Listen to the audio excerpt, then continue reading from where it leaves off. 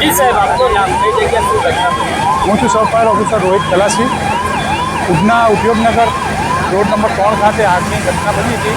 પ્લાસ્ટિકના ગોડાઉનમાં એવો અમને ફાયર કંટ્રોલ તરફથી કોલ મળ્યો. એટલે ઉધના માન દરવાજા અને ડિકોરી ઉપાલથી ગાડી રવાના કરી. અહીંયા અમે આવીને જોયું તો ધુમાડો પુષ્કળ પ્રમાણમાં હતો અને પહેલાં મારે આગ ફેલાયેલી હતી. એટલે આવીને આગ અમે તાબડતોડ ખોલવી નાખી.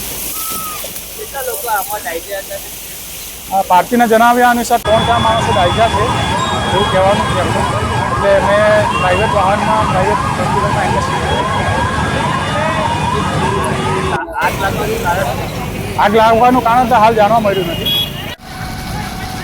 આગ હમણાં કોઈ ડિસ્પ્યુ કરાયું છે?